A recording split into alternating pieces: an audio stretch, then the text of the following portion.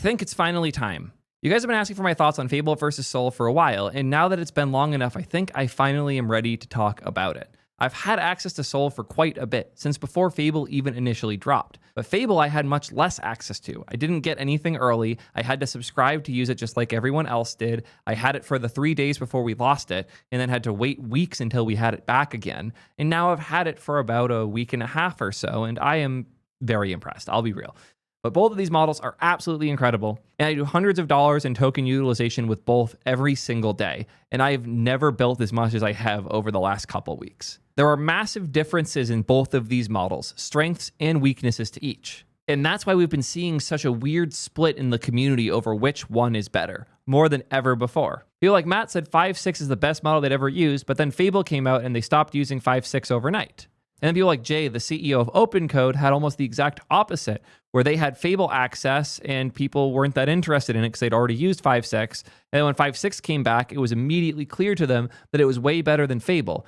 And they were stuck using it on Medium due to bugs in OpenCode. They didn't even know that they weren't using XI. Max is also on the side of Sol here, saying that he was tweeting about missing Fable, but he was actually missing Sol, because again, all of us early access testers lost access for a week or so during the early access window when the government stuff all happened.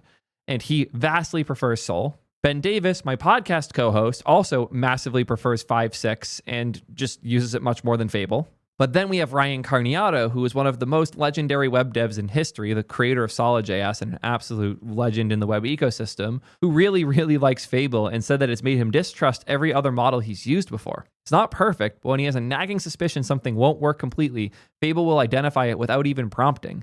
Every other model is thorough, but it will spew complete confidence even when pushed. This is quite a range of things to consider, and I obviously have my own takes here. I'm sure that the comment section's already full of bias accusations, and I haven't even started yet, but I want to give you guys my honest thoughts about this breakdown, and I'll give you a bit of a spoiler.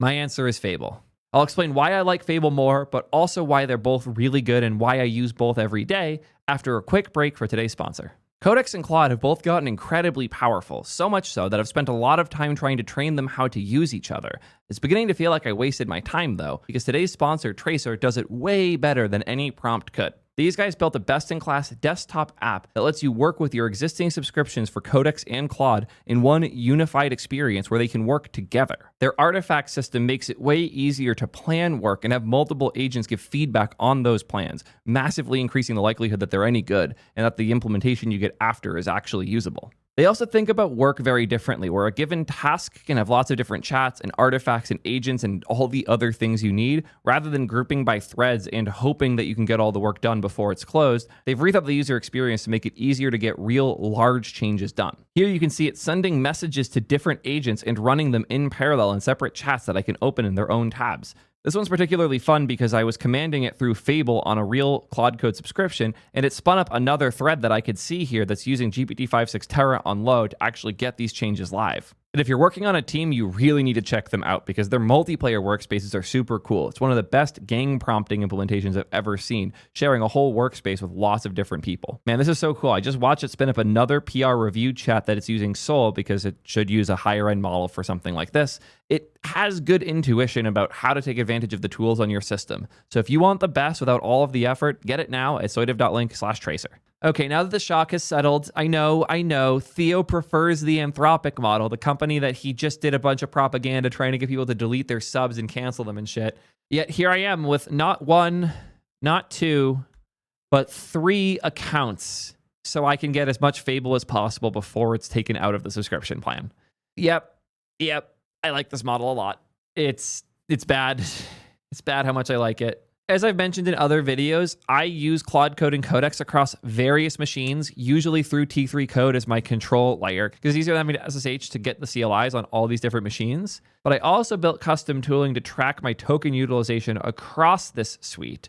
And what you'll see here is that my total for inference for the last 15 days, from July 1st to the 15th, is around $10,775. My Codex usage is meaningfully higher than my Claude usage here, where my Claude's only around 4,500 and my Codex usage is around $6,000, which is crazy. I only have one Codex sub and I have 3 Claude subs that are constantly maxed out.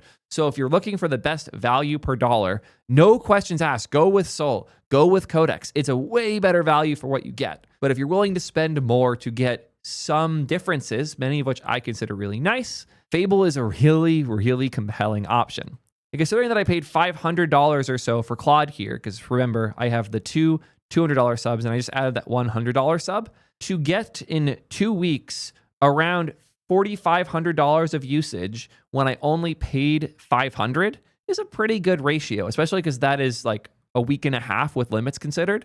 My limits are all about to get reset, and I should be able to get another 3 or 4K out of those before Fable's removed, at which point I'm probably going to cancel those unless they give us Fable back, or maybe Opus 5 is really good. Who knows? Regardless, I'm getting a lot of value here. And I will also be real, most of this $6,000 that I used in Codex is from one particular goal I am running, because I know that I have usage limit resets that are going to expire. So I'm working on letting 5.6 Sol port all of TypeScript Go to Rust on another box constantly. This goal's been running now for a day and 2 hours, and I already ran it for like 6+ days during the testing windows. So it's making real progress, and I have it on Ultra, so it burns usage. That one goal is roughly 3K or so of the $6,100, probably more. I haven't rerun the numbers since. So I have an easy way to do this. Get rid of the buy harness. That'll tell me which machine it was, and I've only used ebook for this. Yeah, it looks like it was even more than that. It was $4,000 of that $6,500 were from that one run, because that's the only thing I've run on that computer this whole time, which means that if we were to fix those numbers and normalize them to cancel out that experimental goal I'm running, this would be closer to $1,500 of Codex and $4,500 of Fable, which is a huge gap considering the fact that I use them roughly equally and for similar difficulty of tasks. Sol is just way cheaper, and there's a lot of layers to why it is so much cheaper. The biggest reason why Sol is cheaper isn't just because it's priced cheaper, it's because it's so much more efficient with its reasoning.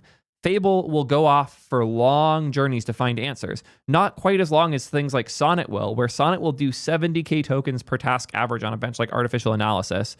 Fable knocks it down all the way to 33k tokens per task, but Sol is 15k, less than half as many tokens for its max version, and when you go down to X high or high, you end up in the 11 and 10k range, a third as many tokens to solve the same task with roughly the same success. Cursor Bench showed similar differences here, where sure, Fable can get much higher, especially now on Cursor Bench 3.2, where the best Sol score is only a 67% and the best Fable score is a 70%.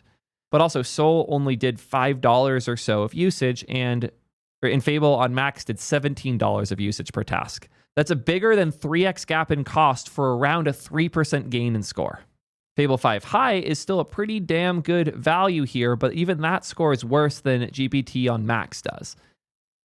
And the reason, again, is the token utilization.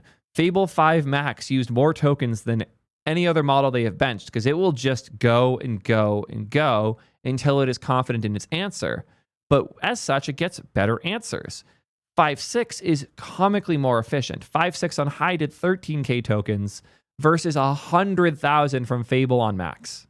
That is a huge gap, and that's not just a cost gap either. This also is a difference you'll feel when you use the models, because when it has to reason much more, it takes a lot longer to get you an answer. And if it does more steps, it has to wait and then send up the payload, and then wait till it gets processed by a GPU and it can start responding, which ends up being way slower in Claude Code because they're not using a WebSocket-based transit layer like Codex is. There were points during testing where the WebSocket layer broke for Codex, and I had forgotten how much slower it was to have to send up the whole history after every single tool call to start getting a response. Fable still works that way inside of Claude Code, and when you combine that with how much more it takes to get an answer, I've had so many times where I sent the same request to Fable and to Sol, and Sol had an answer in under 5 minutes, and Fable took 20 plus. There are lots of layers to that, but the token generation is the biggest by far. Only OpenAI models have that level of efficiency. Grok is the first series to even come close here, but you should also ignore Grok's numbers here because it's kind of poisoned because they accidentally included a snapshot of the cursor code base in training for Grok 4.5. You get the point though. It's way more token efficient. So for most work, at least in my opinion, it's worth asking Sol first just to see if it can do it. And I've been surprised how often it can, especially when you play into Sol's strengths, most of which I would argue are persistence related. If it can solve the problem by going at it for longer and trying multiple different things, Sol will figure it out. If the problem involves stuff like computer use, it also does exceptionally well. So to summarize the benefits so far, we have cost, time to complete, the computer use capabilities, which I really do believe are best in class, as well as the diligence and eagerness, because the model will just go and go and go, and if it can find a solution, it almost always will. Also on the time to complete note, this isn't out yet, but 5.6 Sol is going to be hosted on Cerebras soon at an absurd speed of around 750 tokens per second. For reference, the speeds we get right now are 40 to 50. That is a comically large improvement. When you combine that with how efficient the model is, it's going to be able to answer complex questions in seconds instead of minutes or hours. And I'm really, really excited to see what that feels like. But again, we don't have that now. I have not gotten early access or the ability to test any of that. It is promised and should hopefully happen in the not too distant future. There are other areas I've seen Sol really shine that impressed me. Places like iOS development have genuinely surprised me. 5.5 was terrible at iOS. It made apps that it like letterbox the content and like put the whole window in a 4:3 screen in a native SwiftUI app. I've never seen a model make such weird, bad decisions around mobile before. And somehow 5.6 fixed all of that. I don't know what they did or how. Might be because they hired a bunch of iOS devs, but 5.6 Sol is so much better at iOS, and it's been very nice to use for those types of things. It also has surprisingly good, I don't know how to phrase it other than like system understanding. Sol's ability to get how a thing works, to like show it my network and all the devices on it, for example. It's pretty good at intuiting what it is and how the parts come together. And this ends up being really useful for things like debugging stuff on my machine, which I do all the time using models. One of the things I still default to Sol for is for quick changes on my computer. I use this all the time for shit like that. People are asking why not Luna, and I love you that, but I question if I just haven't been a good enough teacher. Because for Luna to be as fast as Sol, it has to also be on low settings. Because again, the goal here is to do as few tokens to an answer as possible. Is Luna smart for how small it is? Absolutely. But it would take Luna on X high or max to get even close to Sol on low and medium, and then it would need to generate way more tokens to keep up. And my goal here is the fastest time to a good enough answer, which Sol on low will be faster for because it will get an answer comparable to something like Luna on X high or max. And yes, those models are slightly faster, but you need to like think a little bit, guys.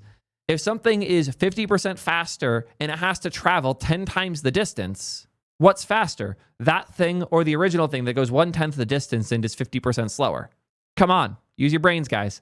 Sol on low is obviously going to be faster than something like Luna on X high or max because it is on low, so it generates jack fucking shit for tokens. Again, for comparison here, Sol on low generated 3K tokens per task on the Artificial Analysis Intelligence Index. Medium is 4K, high is 7K, max is 15K, and Fable is 33K. That is 1/10 as many tokens as Fable 5. And I did put Luna Max in here. It's the second highest token generation of the whole line. It is almost 10 times more tokens than Sol on low for roughly the same intelligence. So again, I'm just using Sol. It is really, really good, and you can change the reasoning levels depending on how complex your work is or what you're doing. Sol low fast for debugging and real world, like working on my system type stuff and finding files and just as an alternative terminal almost has been awesome. Why am I using the Codex CLI instead of Claude Code for 5.6 Sol low? Remember that thing earlier I said about the WebSocket connection? Whether you don't remember that or you do, but you didn't understand it, I would highly recommend you go watch my video all about why the WebSocket connection layer in Codex is so good. When you don't have to wait for the whole context to be sent up and processed on every single tool call, things are way faster. And the things that make Claude Code better than Codex for most code work are about code work, not dicking around on my system. So the benefit of Claude Code here is very small, and the time cost is exponential. It ends up being comically slower for the same work. So again, I have reasons for these things. They make sense, and you can come to the same conclusions if you listen to the words I say. This is the fastest solution for real world stuff. If you have a faster one, bench it, test it, and then tweet me about it, because you're probably wrong, and once you go to collect the numbers, you'll realize you're wrong. So with all this considered, it seems like Sol is a pretty damn good model, right? It is. It absolutely is. It's one of the best models I've ever used, and I'm probably going to send more prompts to it than any other model for a while, because it is so useful in my day-to-day work. But there are some serious weaknesses, and it's time we talk about those. First, we need to talk about front end. I don't know what cope levels OpenAI are on, especially after reading the system prompt for Codex. They are almost trying too hard. It's not working. OpenAI models do not come up with good designs themselves.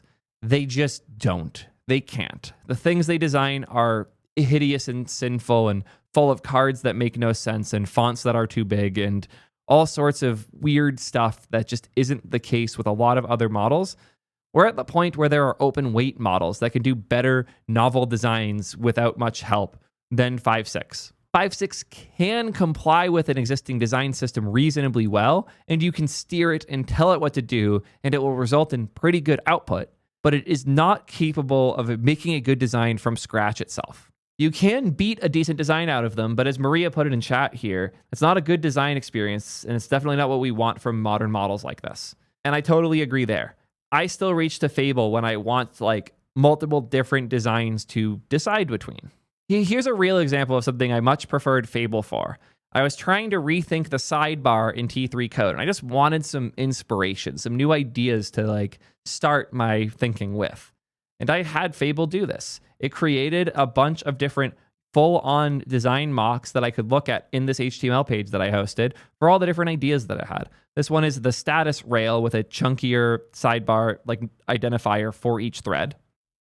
Then we had the inbox style, which ended up being really inspiring to me, made me think a lot more deeply about how we would make the sidebar useful and present the info that mattered.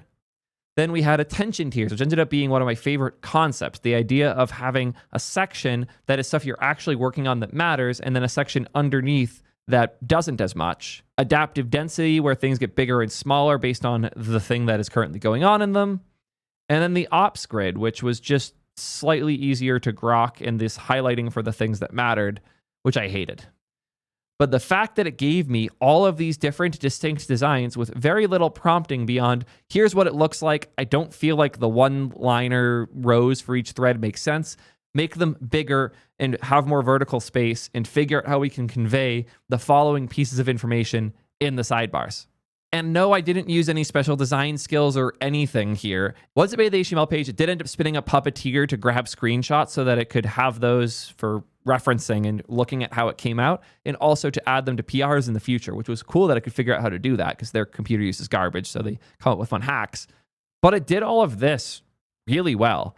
And I was able to take all of these designs, fudge them around a little bit, make some changes, make some suggestions, and eventually land on a style that I ended up really liking. And here's where I roughly ended up. Obviously, still very much a work in progress, but I was able to get this design after, again, a lot of back and forth and giving my suggestions, my thoughts, refining more and more until eventually landing on a design, at least a starting point design, that I am quite fond of and can see myself polishing until we're ready to ship it. I tried doing the same in parallel with Codex, and I didn't even save the outputs because they were garbage. I'm going to be real with you guys. It was nothing I would even want to put in front of you. That all said, Claude is still way worse at mobile stuff, and I have found it's okay at making like mobile mocks in an HTML page, but it is so much worse at actually implementing those changes on mobile, and I often still end up reaching for 5.6 Sol to help with those things. Also, I just tried to get this updated sidebar in the mobile app for T3 code, and it ended up overriding my preview environment on my phone. It ended up breaking the app and the signing entirely for me. It struggled, and I have not had anywhere near that many problems when I'm using Sol for that type of work. I have one more benefit I want to share before I get to the opposite side of it, because you need to understand the positive before the negative makes sense. Sol will follow instructions really, really well. When you tell it to do a thing, it's going to do that thing and only that thing, and it's going to go to the world's end and back in order to get that thing done. Believe me, it will find a way if there is one. This has some benefits, like if you tell it to not do a thing, it won't. When you say, I want this PR opened, do not open it as a draft, it will open it and it won't be a draft. But if you tell it to delete these 3 VMs and those VMs don't exist, it's going to go find 3 VMs and delete them. Might not be the right ones, but it will try. If you had specified, make sure they're the right VMs first, it'll make sure and then it won't do it. But this model will go and go until it figures out how to do the thing that it thinks you told it to. And it's generally pretty good at understanding what you told it. It gets intent better than 5.5 did, but it's still not quite where Fable is at finding what you mean between the words that you said. So while it does follow instructions really well, this is kind of where the negative comes in. It will destroy things to complete its goals. And there have been a number of examples of this. An amusing but painful example of this came from Matt Schumer, who is one of my favorite model reviewers and personalities in the AI dev space. He has really good thoughts on models, and I often reference him in my work. Him and I were talking because we felt like we were going crazy with how many people we trusted being all in on 5.6 when we very much preferred Fable. He actually had an OpenAI employee hit him up and say, hey, you should try out Ultra more and see if that gets closer to what you're looking for. And he did. And when he did it, it ended up running RMRF on one of his dev boxes and nuking his entire user directory and a bunch of in-progress code that Fable had written. So he lost a ton of stuff on this machine because he tried out Ultra, which I've said many times, be very careful with Ultra. This is what I mean with that. Like, it will try whatever it can in hopes of solving whatever problem you told it to, even if its solution might be destructive. It's so desperate to solve the problem, it will screw you over in the process. I do want to be clear that OpenAI has been really awesome about this particular incident here, where after it happened, many OpenAI folks ended up reaching out, working on solutions, and even GDB, the co-founder and president of OpenAI, called him and was offering to help in whatever ways they could. OpenAI cares, and they hate seeing these things happen. They will fix these types of behaviors, but they do exist now in ways they just didn't before. Sadly, others have experienced this too, with Bruno here having Sol delete his whole production database. Never happened to him before with any other model ever. It's not safe. Notice how it has a goal going here. Goals and Ultra tend to make the model behave more dangerously because those take its already overeager nature and turn it up to 11. Or when the model is being told, no, solve it, it will try anything. Remember this because we will come back to this idea. But first, it's time to talk about Fable and its benefits. The first massive benefit is its understanding of intent. The model just gets me better. It might do things it shouldn't once it understands me, but it's very quick to build that understanding, and I find I have to give it less to know it will get things right. If I give Sol and Fable both the same 2 to 3 sentence prompt, I trust Fable to know what I wanted better than Sol did. If I asked for a change in the UI that actually requires some backend changes, Sol will get really confused and try to work around the need for the backend change. Fable will just go do it and let me know in its response at the end. Or maybe it'll ask a question to make sure that's what I actually wanted. Obviously, these models are just piles of bytes that are being run by GPUs. They can't really understand anything, but the feeling of it understanding is a real difference, and I do feel that difference with Fable. In that same sense, I find that it hallucinates way less. It does occasionally do it, and I've seen plenty of times in reasoning traces where it got something wrong, and it will say to itself, I just made that up. I'm going to do this other thing instead that was actually there, which has been really nice that it can catch itself. And when you look at certain benchmarks, like the omniscience benchmark from artificial analysis, you'll see that Fable has one of the best scores by far, because this test isn't just testing whether the model is smart, it's testing how it behaves when it doesn't have the answer, when it doesn't know. And when Fable 5 doesn't know, it's very quick to admit it. When Sol doesn't know, it's very quick to work around it or make something up to unblock itself. It feels like Sol was trained so hard on unblocking itself that it often ends up behaving in a dumber way as a result. This next part's going to hurt me because I hate using this word, but we do need to talk about taste a little bit, because Fable, it has better taste. It makes decisions that feel more aligned with what I want, and obviously a lot of taste is how well does the model do the things you like in the way you like, and it does them much better, at least for me. This is small things like the copy that it writes, although both are pretty cringe at writing. I still prefer Kimi K2's prose to anything these models have, and that's the non-thinking Kimi. From K2.1 onwards, and especially K2.5, Kimi's now too RL'd on being good at code and design and not as good at talking, so take that as you will. I really liked how Kimi talked with K2. Fable and Soul still talk like AI, but Fable does it a little less cringe. The more important piece with Taste, though, is how it applies the decisions that it makes, whether that is in design, whether that is architecture, whether that is the scaffolding for the app you're building, or if it's just the code itself. It applies its decisions here in more tasteful ways, and it makes more tasteful decisions in general. One of the things it does much, much better is writing less code. I probably should have included this in the negative section when I was talking about my problems with Soul. My biggest problem with it by far is that it writes way too much code. It is genuinely so frustrating how much code Soul will write in its attempts to solve a problem. It's at the point now where when I'm trying to solve a hard task and I actually want the result to merge, I will only use Soul for investigatory work or as an assigned worker implementing specific things. Fable is way better at writing the small subset of code that is actually needed to solve the problem. This is a thing that I wish more benchmarks would measure, but sadly most benchmarks are measuring how successful was the model at getting the tests to pass or completing the task as assigned, not how good is the code and how likely is it to merge. And while there's a lot of things I don't like about the frontier code bench from the guys over at Cognition, I do think they got this part right. And a big part of why Opus and Fable scored so much better in this bench is because it's trying to measure how likely is the code to merge, not just how successful is the code at passing the test. And as I have experienced many times now, and I'm sure many of you guys will see as well, Soul is quick to write 10,000 lines of code that aren't really needed, whereas Fable will write the 100 lines of code that are. And while I have opened more PRs with Soul by quite a bit, I have merged way more of the Fable ones than the Soul ones. One more piece, it's really just one more word that I also feel bad putting in here, but I kind of have to. Fable feels clever in a way that I haven't noticed before. I don't know how to put it, but Fable comes up with solutions that I wouldn't have come up with in problems that I'm very experienced in. It has impressed me how often Fable 5 finds a good shortcut to a problem. That's why I like it being the model that steers other ones, because when it gets back code and it notices the code could be simpler, it can correct it and tell another subagent to go fix it. And I love that about Fable. It's cleverness.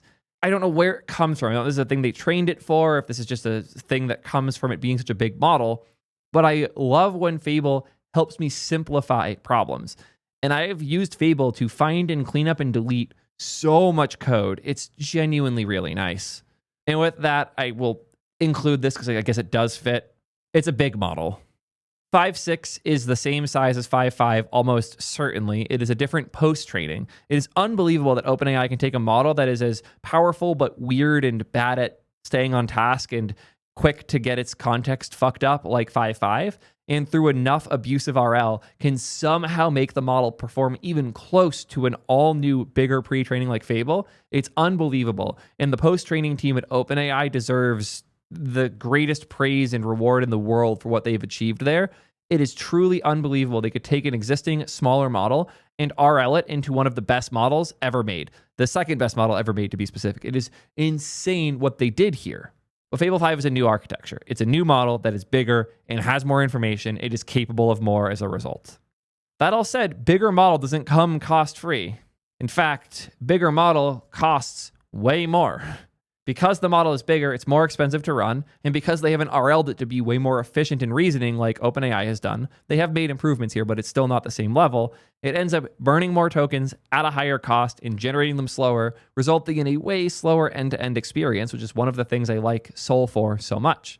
It also has a habit of giving up slightly too early sometimes, where it should take the next step, but it doesn't because it's often just trying to be clever and find a workaround. It's like, what if I just don't do that thing? And I'm like, wait, you probably should go do that thing, though. This is part of its cleverness and its intelligence, and also that it doesn't have this absurdly over-eagerness built in, but it is a little quicker to give up on a task than Soul is. And it also can sometimes fixate on the wrong thing and fall down rabbit holes. Not that Sol can't. They both do this to an extent. I've had both make really bad suggestions many times. I have a video coming out soon about a bug that Fable and Sol caused that neither could solve because they both suck at performance analysis in Chrome, especially when it's GPU related. But yeah, Fable will give up early a little bit too often. Sometimes it's not actually Fable's fault because sometimes it gets rerouted. And the rerouting, it just sucks. I had some problems with the rerouting on 5.6 when it came out, but it seems to have been toned down quite a bit, and I haven't experienced it at all since day one. Whereas with Fable 5, it does happen a bit. It's not a lot. I haven't seen it for a few days, but Fable is still a little quick to reroute you to Opus for anything vaguely cryptography related. And I've seen people get rerouted multiple times in one request. Toucan here is an ex-Anthropic employee, and he said the following. He had a Fable 5 chat fall back to Opus 4.8, which fell back to Sonnet 4.6, which then fell back to Haiku 4.5. That sucks. And this is a uniquely Anthropic problem. These are, while Sol will now reroute, which sucks that there is no frontier model that won't occasionally reroute you to something dumber, it happens a lot less. And Fable is a little too aggressive with this to the point where it is frustrating to use at points. And one more big negative, I don't know how to put this other than exclusivity. The Codex subscriptions are relatively generous. They kind of just let you use Codex in whatever tools you prefer. The Claude subs are much less generous, basically forcing you into Claude code and their harnesses in other ways. They did officially support using your sub for local use cases using their Agents SDK, which is a closed source TypeScript SDK that provides Claude code with programmatic access. They had announced they were going to ban people from that, but they seem to have walked that back, announcing that they canceled that plan change, and they haven't put up their new plan just yet. So thankfully, tools like T3 Code are still supported. Other tools that fully change out the harness, like Pi or OpenCode, aren't yet. But since T3 Code is calling those other harnesses, because T3 Code isn't a harness, it doesn't call the model directly. It calls the harness, whether it's Codex, Claude Code, OpenCode, or whatever else, and then the model gets called through their official code. We are still good. But if you want to use your Fable subscription for other things, you're kind of screwed. I use my subscription with 5.6 for a lot of different things. I use it for some automation work to keep track of all of my PRs.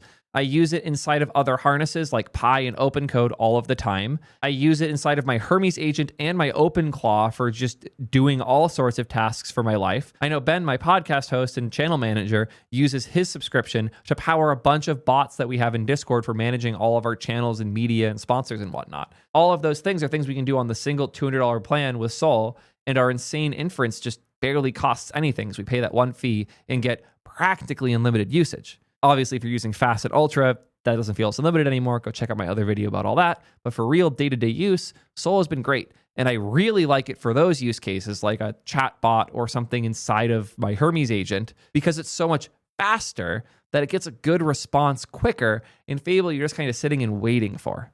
But you also have to pay full API price for Fable if you use it in those places because you can't get the subsidization that you get through the subscription outside of a Claude code directly. Thankfully, T3 Code is still supported. If you want a better UI, you can use that. But generally speaking, Fable 5 is very exclusive to your sub. At least it is for 1 or 2 more days because it's about to be removed. They've delayed the removal 3 separate times, but it is still about to get removed. We are going to lose access to Fable inside of our subscription plans very soon.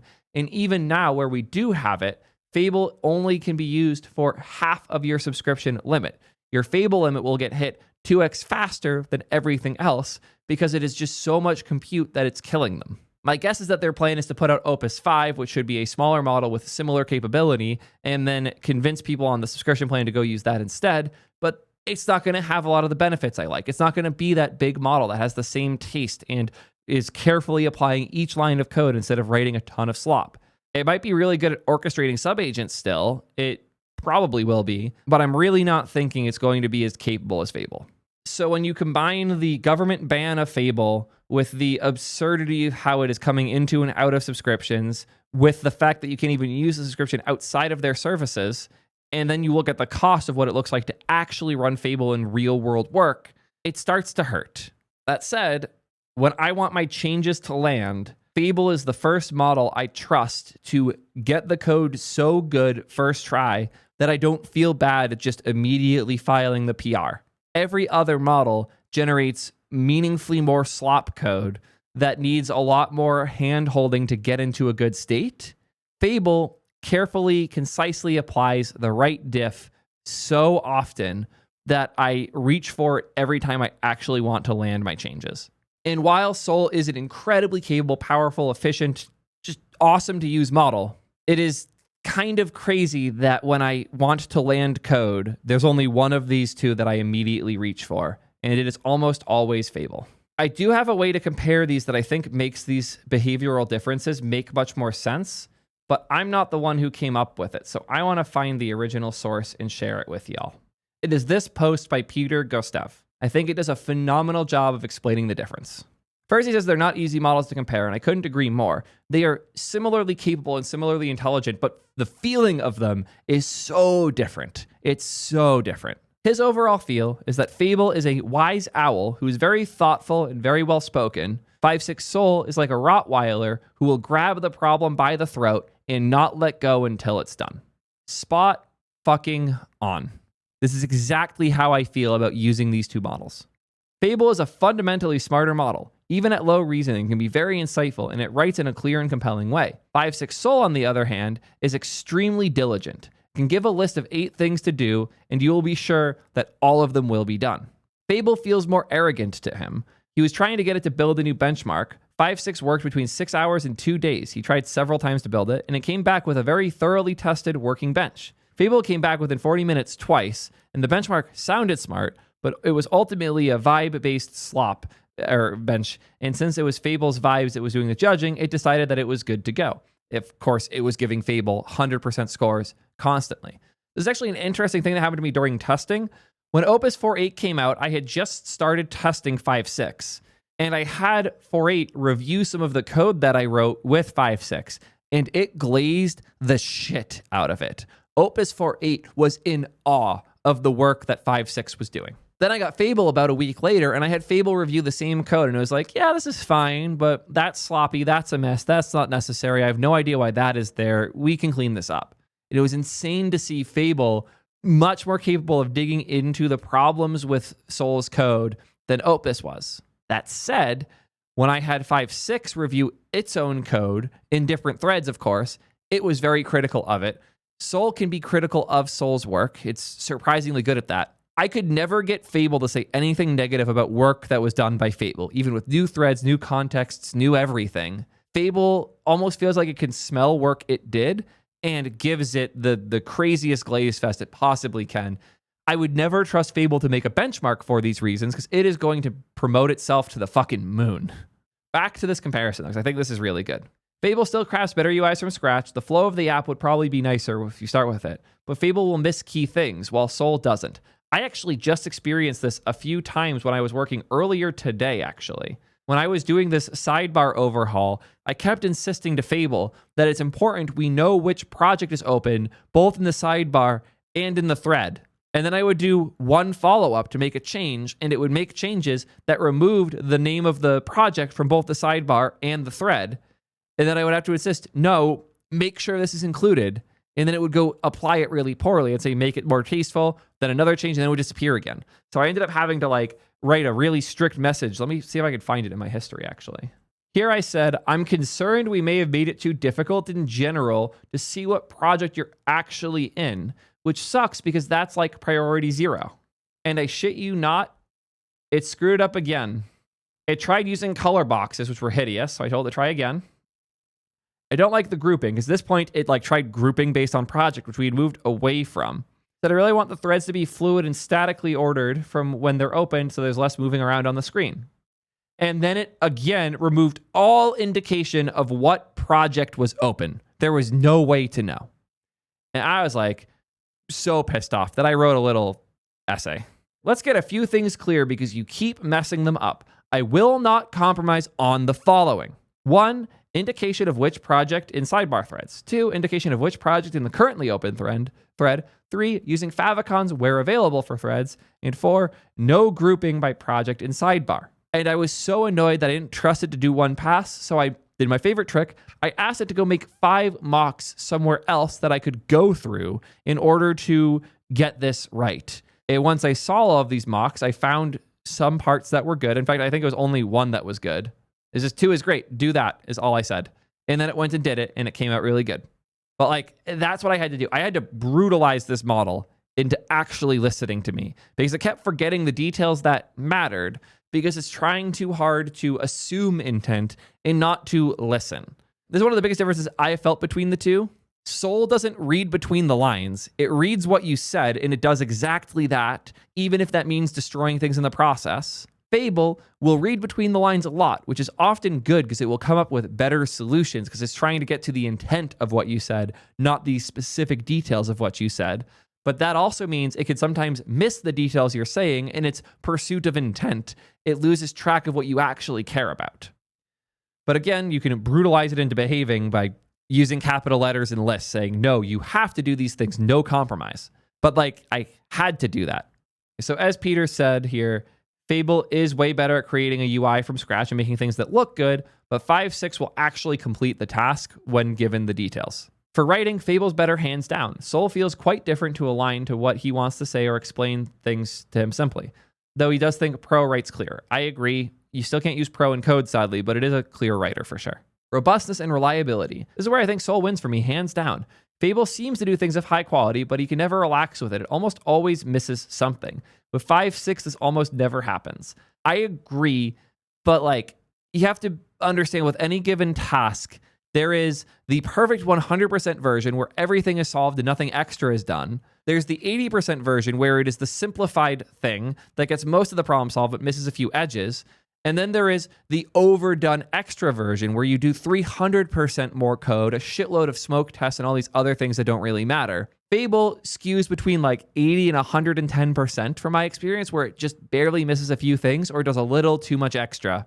Soul's baseline is like 150%. It always does a little too much, and it sometimes does way too much. I've been playing with skills and plugins and things to try and get Soul to not do that. Even just asking it at the end of every change, how can we simplify this? How can we make this PR as minimal and elegant as possible while still achieving our goals? And it will usually find a few things, but honestly what I do nowadays is I have Fable go in and clean up instead. Peter has a list of other things he prefers with Soul, things like video editing, which it actually can kind of do now. I don't really agree. I've seen it do some surprisingly good stuff like creating the XML files that we use in Final Cut. I know that Jeff, my editor Face, has had a lot of fun with that lately, but it sometimes creates corrupted files too, and then you have to go do it from scratch anyways. It also has no taste with video editing at all. It can just mark things, which does make the editing process by hand easier. I don't trust it to actually edit video though. The computer use, however, is unbelievable. I still cannot fathom how crazy the level up is here and how capable 5.6 is. I often will leave my personal computer with Codex open, with ChatGPT in Codex mode open, just so that I can get things done on my computer when I'm on my phone remotely. It's so nice to have that deep computer use capability where I can like go into my browser and do things, find a file in my folders and drag it over somewhere else. Like it can complete work on my machine without me there. It's been really nice. It's also really good at subagents. I will say Fable's also quite good at them too, especially workflows. It's good at adhering to existing code patterns, which is really nice as well. I would not trust 5.6 to create a new project from scratch, but it will follow the patterns in the code base better overall. Too much so sometimes where it'll make things bigger than it needs to, but it does really just fit into your code base well. It doesn't get mad at you when the patterns aren't what it likes. Fable will talk a lot of shit about your code. 5.6 will just perfectly match the patterns as they stand. It still leans towards writing TypeScript like it's a Python dev. I've beat that out of it with a stick, but it loves one-line functions that are just typecasting and shit. Not my favorite, but you get the idea. It's getting better at research overall. It has some bad patterns, like it's too tactical, but it's more steerable to be a good researcher. This I believe, especially with Pro, but I have found that the insights I get from data or just like giving the model access to my post hog, I get better insights out of Fable than 5.6 by quite a bit. Multi-day runs, Soul is really, really good at. I wish I could say I tested Fable for these types of long multi-day runs too, but that's just like absurdly expensive. Not realistic, if I'm being honest with you guys. Now we have the token efficiency side, because it's so much more token efficient and faster. Yep, said the same. Very good. The multi-day runs thing is crazy though, especially with the compaction. 5.4's compaction was great. 5.5 broke it, so when you had long threads, they would just lose track of what they're doing after it hit that point. 5.6 fully fixed it. And I trust it to just go and go. I don't even look at the token usage anymore because it will compact and figure its shit out and then keep going and be fine. It's great. The downside is that you can feel Fable is naturally smarter. He had some brief moments of 5.6 where he was getting it to make fairly simple changes in 8 turns. It just got stuck in dumb streams that was hard to get out of. So while it's not AGI, don't get too carried away by the hype. I know this video has already been a bit long, but the wrap up is where it's going to get really fun. I'm going to give you my exact methodology for how I pick which one to use and when, as well as the comparisons the models generated of my actual long histories with both of them, so we can see how they feel about each other too. So I have these 2 reports that I had Fable and 5.6 generate based on my histories. I don't remember which one was generated by which. So I'm going to use that CCF binding I mentioned before and see how quickly Sol could find it. And in under a minute and a half, probably, I found both. So the OD one is Claude Code, and the other one is Codex. Interesting. The pretty one was generated by Codex in 5.6, and the ugly one was, believe it or not, Claude Code. So let's read through these super quick, and then I will give you my mental model for how I pick which one to use and what I think you should subscribe to. Fable versus 5.6 Sol, the fleet view. Because again, I use these across all my different machines. There were many of them, and it collected all of the histories from all of them and analyzed it. According to Fable, the TLDR is that 5.6 Sol is a distributed construction crew. Fable is a scarce senior engineer at 2 desks. I did a lot more work with 5.6 Sol. As I mentioned, they did not restrict me during early access testing, which they're probably going to in the future with how heavily I abused it. But as it said here, 87% of Sol's turns were machine, delegated, or scripted, so Sol was spinning up other sub-agents. And 90% of the output I did was in a single 9-day swarm campaign where I was running a bunch of crazy rewrites on different machines. And also, Fable was not around at that point. Fable lives where Theo physically sits. The MacBook and my Framework desktop had 87% of the output. It does the planning before the swarms and then judges after. And on the 6 days both models were active, Fable outproduced Sol by 1.3x roughly. So again, on the days I'm actually using the models and I have access to both, I definitely lean Fable. It didn't really get what I was asking for, though. I wanted to compare more how the models behave. Thankfully, Sol understood that because it takes me more literally. So Sol wrote up a report about how they behave. It said the Fable leaned collaborator and 5.6 leaned system. Both did direct work and orchestration. Fable was more often the frontline collaborator and 5.6 was more often a persistent orchestration layer. 5.6 produced far more recorded token volume, but almost all of the gap came from a 9-day automation-heavy campaign. Fable appears in smaller, direct product-building bursts. I love that here it rendered these charts, and you can clearly see when I had to stop using each model. Different machines had different stories. Fable was mostly on my MacBook. 5.6 was on the ZBook, which is the computer I had doing those crazy rewrites I showed earlier. I gave them different jobs, where Fable was a frontline collaborator and 5.6 was an orchestration layer. On comparable dates, the gulf nearly disappears. What this report cannot tell you is quality. It's not actually measuring the outputs. Yeah. Still cool to see it do a nice fancy report like this, but I wish it did more like-for-like comparisons between Fable and 5.6. I might ask it to do another set of reports, but I don't want to wait to do all of that now. I'll include that in future videos if I get anything good, because right now I want to use your time efficiently and give you the most important thing. When to use each, but more importantly, which to subscribe to. I've used a lot of all of these subs, and I've used a lot of both of these models, which is why my response here might surprise you. I prefer Fable, and I prefer Fable for a lot of things. Specifically, I use Fable if I want the change to land. I use Fable if I want a good design. I use Fable if the problem is hard or complex in weird ways. I use Fable to figure out what I want. And I use Fable to verify and simplify work from other things, even itself. And honestly, the first one should be enough to convince you that Fable's an incredible model. So what the hell do I use 5.6 for then? Well, I use 5.6 first almost always because it's so much cheaper. It's practically free. And if it turns out 5.6 can solve it and it can save me all the token and usage burn from Fable, it's worth it. So I always start with 5.6 for the work that I would do in either, just to see where it goes. I use it for long-running work all the time because it's so much better at staying on task for these runs that go for hours and hours. It's genuinely really impressive. I've had it run for days at a time and actually make working outputs, which is still crazy to me conceptually, but It works. It does it. It blows me away. The fact that I can have it on a goal and it goes for 2.5 days and then stops and says, okay, I did it. Here's what I built. Here's what I want you to go test. And if depending on how this goes, I can continue. Really incredible. And it sends me things that work after days. And since it's so much cheaper, this is actually somewhat reasonable, unlike on other models. I absolutely adore 5.6 for computer use. I use it way more than I ever thought I would. I personally just didn't like computer use before, to the point where I would like talk shit on it, and I've intentionally not invested in companies building in that space.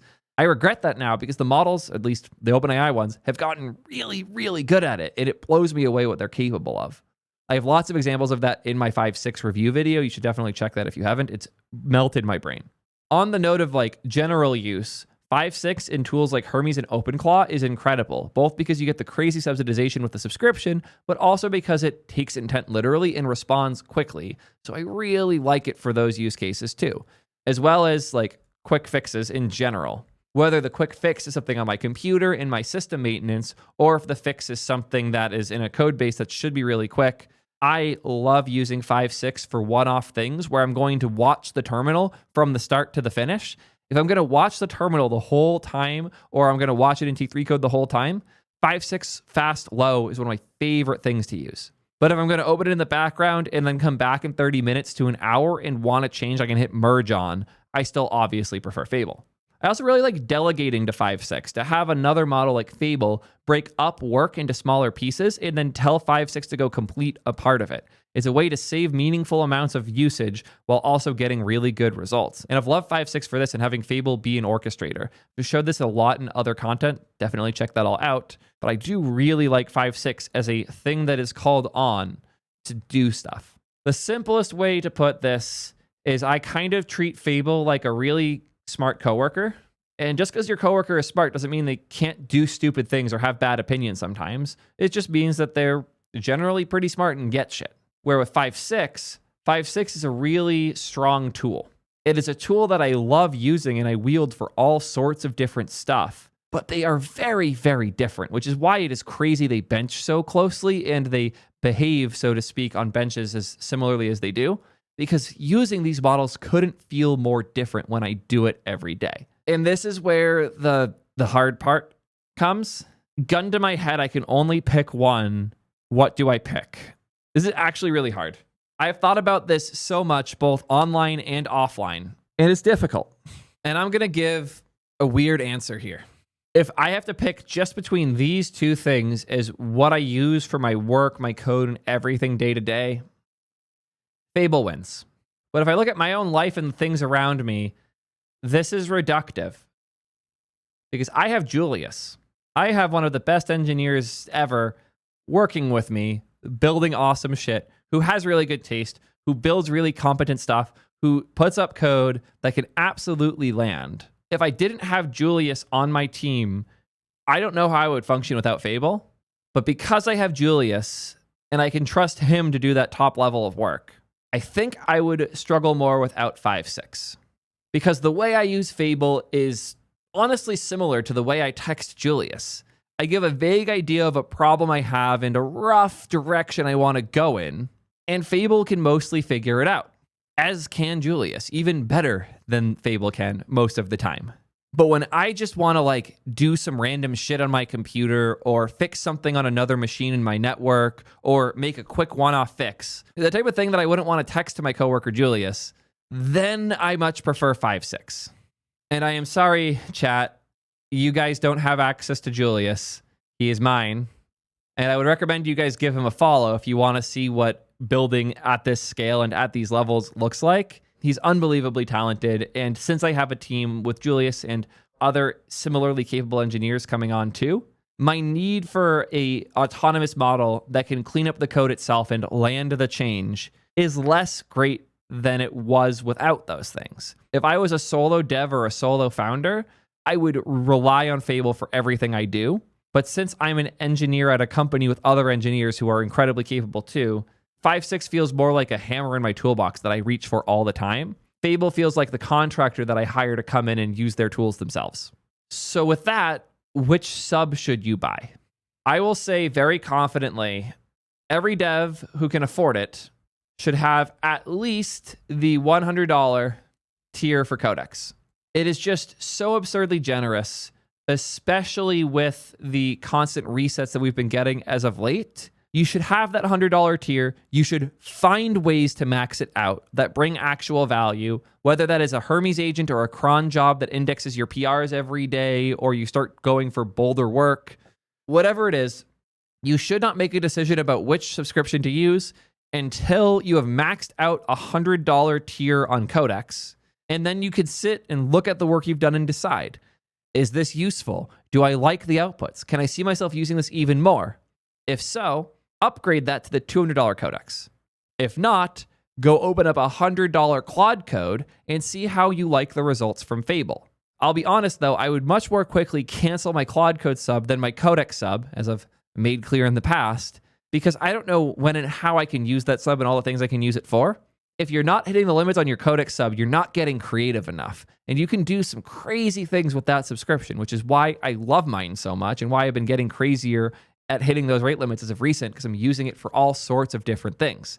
It's just so valuable a tool to have in your toolbox that I think you should have that first and get used to using it first before you look at alternatives to toolboxes. And of course, there's the problem that Fable is going to be removed from the subscription tier soon. It might not even be there by the time you're watching this video. Will it come back eventually? Yeah. Who knows when though? So for all of these reasons, I think everyone should start with the Codex subscription to use it, to push its limits, to get as much out of it as they can. And if you hate the Codex CLI and you don't like the ChatGPT app, I understand. I recommend T3 Code for an alternative to the ChatGPT app, or you can watch my video all about using your Codex sub in Claude Code in order to get the benefits of that harness. There are some rough edges there, but I found it to be a very pleasant experience. And with that, I think I'm finally done with this topic. I have my answer to the question everyone keeps asking me, which is which model is smarter and better, and which one do I prefer for different things?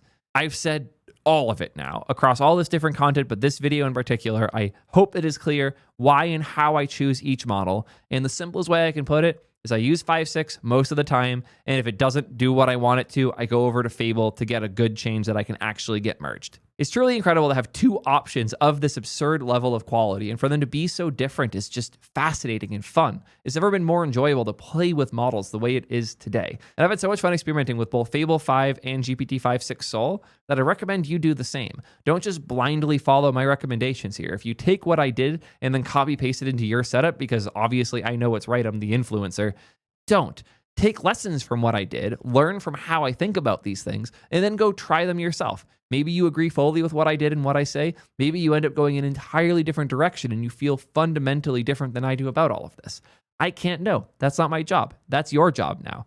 Experimenting with these things is one of the best value adds you can have as an engineer, and then bringing that knowledge to your teams or other companies will help you level up more and more. So while this video is definitive for me, I hope that it's just the start for you. Let this open up the journey to go play with these things more, experiment with the models and the tools and the harnesses you use them in, change the types of tasks and work you use them for, and see how far you can push them. I have a feeling you'll be surprised just like I was. That's all I have to say about this, so until next time, peace nerds.